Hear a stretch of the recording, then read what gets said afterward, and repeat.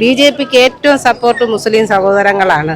അവർ പുറമേ വരുന്നില്ല എങ്കിലും നമ്മൾ ഓരോ വീട്ടുകളിലും ചെല്ലുമ്പോൾ നമുക്കുള്ള നല്ല അനുഭവങ്ങൾ നമുക്ക് ഇപ്പോൾ അവരൊക്കെ നൊയമ്പായിരുന്നു, നൊയമ്പ് മുറിച്ചവർ നമുക്ക് നൊയമ്പ് പലഹാരം തന്ന് നമ്മളോട് നിന്ന് ഫോട്ടോ എടുത്ത് എല്ലാവരും ഒരേ സ്വരത്തിൽ പറയുന്നത് നമുക്ക് ഈ തവണ ഒരു ഭരണമാറ്റം വരണം, കാര്യങ്ങൾ നമുക്കറിയാം, നമുക്ക് മോദിജിയുടെ സർക്കാർ ഇനി അധികാരത്തിൽ വരണമെന്ന് തന്നെയാണ്.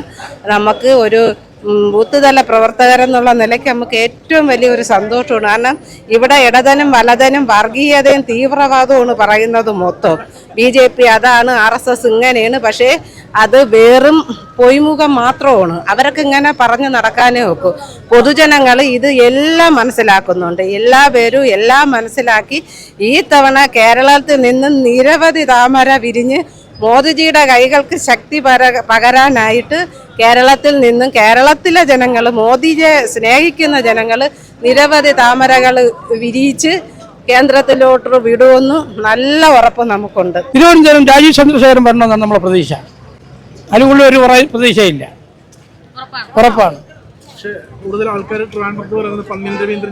പന്നം രവീന്ദ്രൻ ജയിക്കുന്നില്ല എന്തായാലും. തരൂർജി ഭൂരിപക്ഷനും ജയിക്കാൻ സാധ്യത ഇല്ല.